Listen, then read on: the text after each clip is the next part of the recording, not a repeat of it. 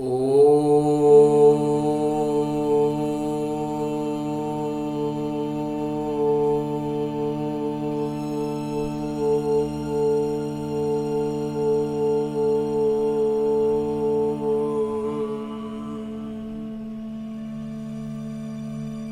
शांति। ओम शांति। बाबा बाबा ओम शांति। आज 5 जून 2023 की मुरली है। बाबा कह रहे, मीठे बच्चे, इस समय तुम सबकी वानप्रस्थ अवस्था है। तुम्हें वाणी से परे अब वापस घर चलना है, इसलिए बाबा को याद करो। आगे मेरे बाबा प्रश्न पूछ रहे हैं कि 21 जन्म सुख मिलने का आधार क्या है। उत्तर बतलाते हैं मेरे बाबा कि 63 जन्मों की भक्ति। जिन्होंने पहले पहले सतो प्रधान भक्ति की है, अर्थात जो पुराने अनेक जन्म के भक्त हैं, वही अब ज्ञान लेते हैं। उन्हें ही 21 जन्मों का सुख प्राप्त होता है। अभी तुम्हारा भक्ति का किरदार पूरा हुआ। भगवान तुम्हें भक्ति का फल देने आए हैं। भक्त भगवान नहीं हो सकते। तो भक्त भक्त है, उनको उनका भक्ति का फल मिल रहा है, और भगवान तो अलग है।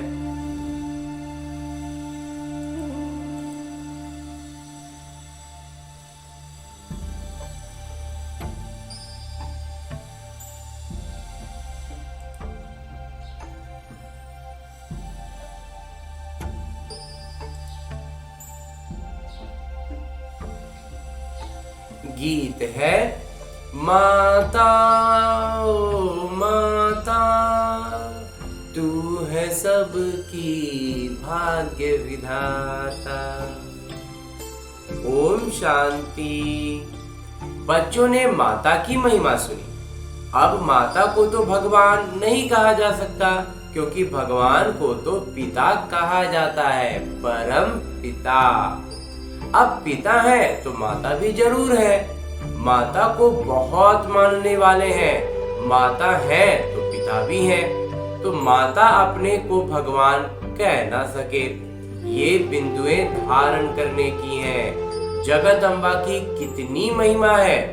ऐसे नहीं कहेंगे कि भगवान व पिता सर्वव्यापी हैं। नहीं, जब माता पिता कहा जाता है तो बच्चे भी हैं। तो अगर सर्वव्यापी हैं, फिर तो सब भगवान ही हो गए। तो वो तो हो न सके, तो फिर तो भगवती भी हो नहीं सकती। सर्वव्यापी के ज्ञान में भगवती तो नहीं रही ना। तो सभी भगवान है तो आत्मा ही पिता हो गई, माता तो रही नहीं। तो ये बड़ी अच्छी समझने की बात है। तुम जानते हो, कोई भी आत्मा अपने को भगवान कह नहीं सकती। भक्त कहे कि हम भगवान हैं, तो फिर माता सिद्ध नहीं हो सकती। भक्त ही भगवान हो जाएगा तो फिर भक्त और भगवान दो अलग कैसे होंगे। और फिर भक्त तो पुनर्जन्म लेते हैं, भगवान तो पुनर्जन्म ले नहीं सकते। ऐसे तो नहीं कि भगवान को अपना शरीर है। तो इस सर्वव्यापी की बात पर अच्छी रीति समझना है। भक्तों के लिए भगवान चाहिए ना। हाँ जी बाबा। तो अनेक भक्त हैं, भाई और बहन है, लेकिन सभी भक्त हैं। आत्मा कहती है, इस समय मैं भक्ति कल्ट में हूँ, भक्ति के प्रक्रिया में हूँ। फिर आत्मा कहेगी, अब मुझे पिता मिले हैं तो मैं ज्ञान में हूँ। आत्मा ही ज्ञान सुनती है। भक्त तो पुनर्जन्म लेते हैं। भगवान तो पुनर्जन्म ले नहीं सकते। ये इनका शरीर ही नहीं है। ये तो सभी जानते हैं कि 5 तत्वों का शरीर लेकर भगवान को जन्म नहीं लेना है। वो तो परकाया प्रवेश करते, परकाया पर मतलब दूसरे के शरीर में प्रवेश करते हैं। ये ब्रह्मा विष्णु शंकर भी सूक्ष्मतनवासी हैं। तो हर एक बात अच्छी रीति बुद्धि में बिठानी है। बुद्धि में एकदम स्पष्टता होनी चाहिए, एकदम सटीक सही बातों को, सही ज्ञान को समझेंगे, मंथन करेंगे, तब एक एक बात एकदम स्पष्ट समझ में आती जाएगी और फिर कहीं भी कुछ हलचल नहीं होगी, कोई संशय नहीं बचेगा। तो बाबा कहते हैं कि तो हर एक बात अच्छी रीति बुद्धि में बिठानी है। आत्मा कहती है मैं एक पुराना शरीर छोड़ दूसरे में प्रवेश करती हूँ। पुराना शरीर छोटा है व बड़ा है, माने छोटे में गए कि बड़े में गए उससे नहीं है, वो एक छोड़ेंगे तो फिर दूसरा लेती हूँ। यहाँ तो अचानक भी छोटे व बड़े का शरीर छूट जाता है, परंतु वहां तो पूरी आयु होने पर समझते हैं कि अब पुराना शरीर छोड़ नया लेना है। तो यह ज्ञान आत्मा में है ना। आत्मा पुनर्जन्म लेती है, परमात्मा के लिए तो नहीं कहेंगे। ब्रह्मा विष्णु शंकर को भी परमात्मा नहीं कहेंगे, ये तो ज्ञान आत्मा में है। वे भी सूक्ष्म वतन वासी हैं, बाबा तो मूल वतन वासी हैं और कोई नहीं समझते कि परमात्मा मूल वतन निर्वाण धाम में रहने वाले हैं। बाबा निर्वाण धाम से हमारे लिए आए हैं। तो निर्वाण धाम अर्थात वह वाणी से परे धाम है, इसलिए वानप्रस्थ अवस्था भी नाम पड़ा है। वाणी से परे अवस्था में जाने के लिए, वाणी से परे अवस्था में जाने के लिए 60 वर्ष की उम्र के बाद जब बूढ़े होते हैं तो वानप्रस्थ लेते हैं। यहाँ तो तुम छोटे बड़े सब समझते हो कि हम वानप्रस्थी हैं। आत्मा कहती है मुझे वाणी से परे स्थान में जाना है। आत्मा को मेल कहा जाता है। जब शरीर में आती है तब आत्मा कहती है इस समय मुझे मेल अथवा फीमेल का तन मिला है। तो आत्मा को अब वानप्रस्थ में जाने का पुरुषार्थ करना है। आत्मा को मेल कहा जाता है। माताएं कभी वानप्रस्थ नहीं लेती, परंतु यहाँ बाबा समझाते हैं कि आत्मा तो मेल है, तो तुम भी आत्माओं की वानप्रस्थ अवस्था है।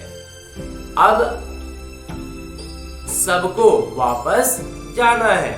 मैं तुम सबको वापस ले जाने के लिए ही आया हूं, इसलिए अब मुझे याद करो तो मेरे धाम में आ जाएंगे। ये कोई मनुष्य कह ना सके। सुप्रीम रूप, सर्वोच्च आत्मा, परमपिता परमात्मा बाबा ही ये कहते हैं। सन्यासी उदासी ऐसे बच्चे बच्चे कह बात नहीं कर सकेंगे। जो सन्यासी होते हैं वो बच्चे, मेरे बच्चे ऐसे नहीं बोल सकते। बाबा का ज्ञान किसमें, किसी में तो है ही नहीं। पूछो भगवान कहाँ है तो कहेंगे सर्वव्यापी है। गोया भगवान का ज्ञान कोई में है नहीं, इसलिए भक्ति करते हैं भगवान से मिलने के लिए। भगवान का ज्ञान नहीं है तो इधर उधर इधर इधर भटक रहे हैं भगवान को ढूंढने के लिए, परंतु कैसे और कब मिलेंगे कुछ भी नहीं, ये किसी को पता ही नहीं है। बाबा कहते हैं कि कोटों में कोई मुझे पहचानते हैं, कोटों में कोई, और मनुष्य तो सरसों मिसल अथाह हो गए हैं। अभी 800 करोड़ की आबादी हो गई है पूरी दुनिया में लगभग। इनमें कोई जो सिकी लदे हैं वहीं आकर मुझे पहचानेंगे और बाबा से अपना वर्षा लेंगे। तुम समझा सकते हो कि इस समय सभी भक्त हैं, चाहते हैं कि हम भगवान से भक्ति का फल लेवें। अगर तुम सब भगवान हो तो फिर भक्त तो कोई हो ना सके। अगर तुम भगवान हो तो बाकी तुमको क्या चाहिए? अगर तुम भगवान ही बन गए तो फिर तुमको चाहिए क्या? तो भक्तों को फिर मिलना है भगवान से। अपने को भगवान कहना ये तो भगवान का निरादर है, इसलिए बड़ी निरादर कोई, इससे बड़ा कोई निरादर होता नहीं कि आत्मा सो परमात्मा जो कह देते हैं। तो अल्लाह से तो हम बहिष्ठ का वर्षा लेना चाहते हैं, तुम कहते हो हम अल्लाह हैं। अब तुम ही जज करो, जांच करो कि तुमको कोई कहे कि हम अल्लाह हैं, ये कैसे हो सकता है? अल्लाह तो सबसे बड़े हैं, वो बहुत समझने की बातें, बहुत सूक्ष्म स्तर पर समझने की बातें हैं। कभी भी कोई अपने को अल्लाह व भगवान कह न सके। बाबा सबके एक हैं। ऐसा बहुत कहते हैं कि परमात्मा सर्वव्यापी है। अरे तुम भगवान हो, हम तो नहीं मानते। हम तो भक्त हैं, आशिक हैं उस माशूक के। तो एक परमात्मा को ही पतित पावन कहा जाता है। तुम समझा सकते हो कि तुम्हारे बड़े तो कहते रहे कि रचयिता और रचना बेअंत हैं। तुम फिर अपने को रचयिता कैसे कहते हो? बीज बेअंत हो नहीं सकते, झाड़ को बेअंत कहते हैं। इतने पत्ते आदि गिन नहीं सकते। एक बीज से कितनी टाल टालियां पत्ते आदि निकलते हैं। तुम हो चैतन्य, बोलते चालते हो। सबसे बड़ी महिमा मनुष्य की होती है। बाबा कहते हैं, मैं आकर बच्चों को सारे नाटक का राज समझाता हूँ। ये बना बनाया नाटक है। नाटक के ऊपर चलते रहना है। तुम बाबा के बच्चे स्वदर्शन चक्रधारी बनते हो।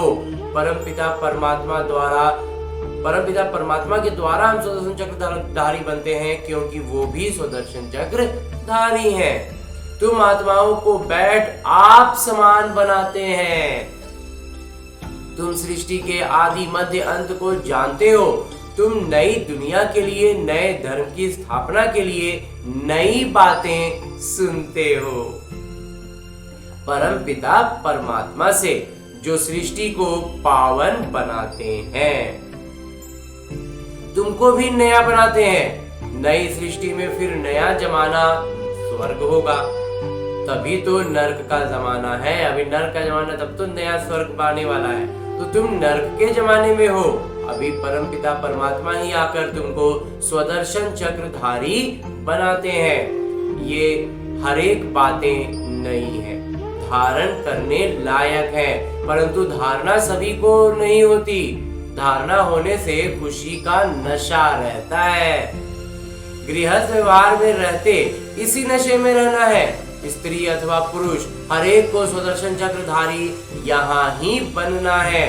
बाकी भुजाएं तो हर एक को दी हैं, 2 ही दी हैं। मनुष्य जो 84 जन्म लेते हैं, उनको 4 भुजाएं तो हो नहीं सकती। तुम ऐसे कभी नहीं सुनेंगे कि शंकर को 100 या 1000 भुजाएं हैं। ब्रह्मा को भुजाएं दिखाई हैं। 4 भुजा वाले ब्रह्मा के पास गया, 1000 भुजा वाले के पास गया। ब्रह्मा की संतान वृद्धि को पाते रहते हैं, तो कितनी भुजाएं हो जाएंगी, उस हिसाब से जोड़ देते हैं। और कहाँ की बात कहाँ जोड़ते हैं और मिला जुला के खिचड़ी बना देते हैं। तो प्रजापिता है ना, सृष्टि रची है तो बरोबर बाहें हैं। बाकी मनुष्य कोई 4-6 भुजा वाले होते नहीं। सूक्ष्म वतन में तो कुछ है ही नहीं। ये सब बाबा बैठ समझाते हैं। एकदम मेरे बाबा सम्मुख बैठ जाते हैं और इतने प्यार से मीठे मीठे बच्चे कहकर एक एक बात बतलाते हैं। कहते हैं इसने यानी ब्रह्मा बाबा ने भी बहुत शास्त्र पढ़े, गुरु किए हैं। वो है भक्ति मार्ग। तुम्हारा भक्ति का किरदार पूरा हुआ। अब तुम ऑलराउंडर हो, चौतरफा तुम्हारी बुद्धि सटीकता से दौड़ेगी। शुरू से लेकर तुमने सबसे ज्यादा भक्ति की है। भक्त तो इस समय बहुत हैं। तुम तो थोड़े बच्चे हो। हम ब्राह्मण बच्चे तो बहुत थोड़े हैं, भक्त तो बहुत हैं। बाबा कहते हैं मैं तुमको साक्षात्कार कराता हूँ। कई भक्त याद करते हैं, उनको भी साक्षात्कार कराता हूँ। जिनकी भक्ति में बहुत उच्च अच्छाई होगी, मतलब सतो प्रधानता होगी, वो उनको बाबा साक्षात्कार कराते हैं। तुमने ही सतो प्रधान भक्ति की है तो जरूर तुमने ही ज्यादा जन्म लिए हैं। जाहिर सी बात है कि जन्म भी ज्यादा होगा तब तो 63 जन्म तुमने भक्ति की है। उसके एवज में 21 जन्म तुमको सुख मिलता है। कितनी समझने की बातें हैं। इसलिए नए जो आते हैं उनसे फॉर्म भराया जाता है। फॉर्म बड़ा अच्छा है, जो काफी पर्चा भरा जाता है कि तुम्हारे गुरु कौन। उस फॉर्म में पूछा जाता है कि तुम्हारे गुरु कौन। तो गुरु किया तो जरूर भक्त ठहराना। तुम ही भगवान हो तो गुरु क्यों किया? भगवान को गुरु कैसे बनाया? भक्त भगवान से मिलने के लिए गुरु करेंगे। तुम भगवान खुद ही हो, बाकी गुरु से क्या बनेंगे? जो गुरु बता देते हैं कि आत्मा सो परमात्मा है, सब आत्मा जाकर के परमात्मा में विलीन होगी, तो फिर गुरु क्या करेंगे? तो फिर हम भी तो आप भगवान ही हो गए, आप ही भगवान ही हो गए, तो एक भगवान दूसरे भगवान के पास क्या कर देंगे? तो बाबा इन सब बातों से हमारी बुद्धि को झकझोरते हैं, खोलते हैं कि कहाँ जाकर के हम फंसे हुए हैं। बड़ी युक्ति से रमजबाजी से समझाना है, बहुत रमणीकता से, बहुत युक्ति से समझाना है। ऐसा भी नहीं कि सामने वाला एकदम से उखड़ जाए, और ऐसा भी कि उसकी बुद्धि पूरी एक बार झकझोर दी जाए, तब जाकर के शायद उसकी आंखें खुले। रोज नई नई बातें समझाते हैं, मल्ल युद्ध में बड़ा युक्ति से लड़ते हैं। कहां से फलाने को अंगुरी लगाऊं, तीर मारूं। बहुत युक्ति से एक एक बात बाबा कहते हैं समझनी है और समझानी है। मनुष्यों ने आदिदेव ब्रह्मा को महावीर कह मुंझा दिया है। कोई महावीर को हनुमान कहते, कोई हनुमान ने महावीरता दिखाई है। कोई महावीर को हनुमान कहते हैं क्योंकि हनुमान ने महावीरता दिखाई है। कहीं वो महावीर फिर उनका नाम पवन सूत रखा है। आदि देव तो ब्रह्मा है और मनुष्य हैं। जगत अम्बा भी मनुष्य है। इतनी भुजाएं आदि कहाँ है? माता को इतनी भुजाएं हो तो हमको भी होनी चाहिए। एकदम विस्मय आदि बातें हैं। ऐसे नहीं कि सभी धारण कर ज्ञान को के उस नशे में रहते हैं। है तो सब नंबर वार, सभी पराकाष्ठा पर तो पहुंच नहीं रहे। तो उन सत्संगों में कोई ऐसी बात नहीं रहती। ये तो विद्यालय है, क्रमशः बच्चे हैं। कोई भी साधारण लौकिक विद्यालय में भी क्या होता है, कोई बच्चा पढ़ने में बहुत तेज होता है, कोई साधारण होता है, कोई एकदम ही नहीं, पढ़ने में एकदम उसको मन नहीं लगता है। तो कोई को माया का तूफान आया और वो गिरा, इसलिए ब्राह्मणों की माला नहीं बन सकती। फाइनल जब बनेंगे तो उनको रुद्रमाला कहेंगे। तुम रुद्र शिव बाबा की संतान हो, रुद्र यज्ञ रचते हैं तो रुद्र का चित्र भी बड़ा बनाते हैं। बाकी छोटे छोटे शालिग्राम बनाकर पूजा करते हैं। बाबा बैठ गुह्य बातें सुनाते हैं। जो सेवा योग्य बच्चे होंगे उनको अच्छी रीति धारणा होगी और समझा भी सकेंगे। ये तो बड़ा सहज है। उनकी बुद्धि में स्पष्टता होगी तो वो आसानी से धारणा भी कर पाएंगे और समझा भी सकेंगे। तो बाबा कहते हैं कि हम आत्मा हैं, कहते हैं कि हम भाई भाई है। ये सब बातें जो सेवा योग्य बच्चे, उनको ये सब बातें बिल्कुल स्पष्ट एकदम अंतर स्थिति में होंगी। आत्माएं सब भाई भाई हैं। भाई भाई कह फिर आपस में लड़ते हैं। जब कहते हैं भाईचारा है, फिर भाईचारा कैसे कहते हो? जब लड़ाई करते हो तो फिर कैसे कहते हो? सब ईश्वर जब सभी ईश्वर भी हैं, वो भी कहते हैं कि सब ईश्वर हैं, तो ये कैसे कहते? फिर लड़ते कैसे? तो सब भगवान भाई भाई कैसे हो सकते हैं? वो तो सब आत्माओं का बेहद के पिता है। कितनी सहज बातें हैं। तुम जानते हो ब्रह्मा द्वारा नई दुनिया की स्थापना होती है, फिर आहिस्ते आहिस्ते बढ़ती है। 1 से 2, 2 से 4 होते हैं। ऐसे वृद्धि को पाते रहते हैं। बरोबर प्रजापिता ब्रह्मा है तो जरूर नई सृष्टि रचते होंगे ना। तो जगत पिता वो है रचने वाले, तुमको रचा है। प्रजापिता ब्रह्मा द्वारा नई प्रजा की रचना रचते हैं, अर्थात पुराने को नया बनाते हैं। मनुष्य फिर समझाते हैं कि सागर में पीपल के पत्ते पर आए। अच्छा, फिर किसने रचा? अब उनको फिर किसने रचा? ये बाबा बैठ समझाते हैं कि नई प्रजा कैसे रचते हैं। वहां स्वर्ग में गर्भ में जैसे कि क्षीर सागर में आराम से बैठे हैं। उस समय कोई ज्ञान नहीं रहता। शास्त्रों में तो कैसे कैसी बातें लिख दी हैं। प्रलय भी बड़ी और छोटी दिखाते हैं। छोटा प्रलय भी होता है, एक बड़ा प्रलय भी होता है, ऐसी भी बातें दिखाते हैं। वो कहते हैं प्रलय होती है, बाबा कहते हैं प्रलय कभी नहीं होती।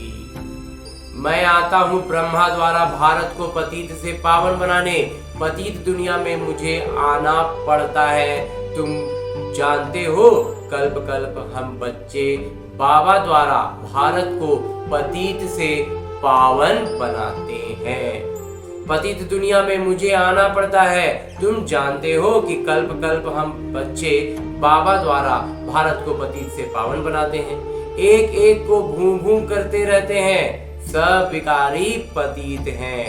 बाबा है पतित पावन, उन द्वारा हम भी खुदाई खिदमतगार बनते हैं। हम भी पावन बनते हैं और पावन बनाते हैं।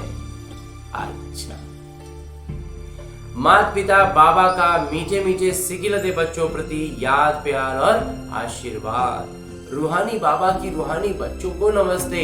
हम रूहानी बच्चों की ओर से रूहानी बाबा को याद प्यार और प्रणाम। धन्यवाद बाबा, धन्यवाद। मुरली के लिए भी धन्यवाद और इस अनूठे अलौकिक ब्राह्मण जीवन के लिए भी बहुत बहुत बहुत धन्यवाद। धारणा है कि इस बने बनाए नाटक पर चलते रहना है, ज्ञान का सिमरन कर स्वदर्शन चक्र धारी बनना है, सदा खुशी में रहना है और भक्तों को भगवान का सत्य परिचय देना है, भटकने से छुड़ाना है। ब्रह्मा की मददगार भुजा बन खुदाई खिदमतगार बनना है।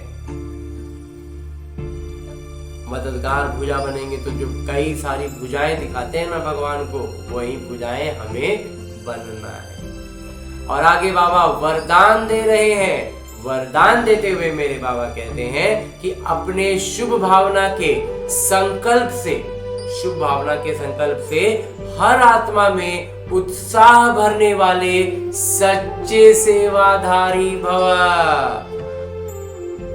आप बच्चों की शुभ भावना है कि हर आत्मा बाबा से प्राप्ति की अंजलि ले लेवे। इस शुभ भावना का फल उन आत्माओं को अनुभव करने का बल मिलता है। शुभ भावना के संकल्प में बहुत बड़ी शक्ति है जो चारों ओर के वातावरण को बदल देती है। तो सच्चे सेवाधारी वो है जो स्वयं भी उत्साह में रहते हैं और सेवा भी उत्साह से करते हैं और अन्य आत्माओं में भी बाबा के परिचय द्वारा उत्साह भरते हैं। उत्साह ऐसी चीज है जो उसके आगे परिस्थिति कुछ भी नहीं है। वो वार करने के बजाय बलिहार हो जाती है। वो वार नहीं करती, बलिहार हो जाती है। और अंत में स्लोगन है, मुरली का उपदेश है कि बाबा से अटूट प्यार हो तो ईश्वरीय मर्यादाओं पर चलना सहज अनुभव करेंगे। ये फिर कठिन अनुशासन नहीं लगेगा, बस बाबा के प्यार में खो जाना है, फिर कदम तो सही ही चलेंगे, मर्यादाओं पर ही होंगे। अच्छा, ओम शांति बाबा।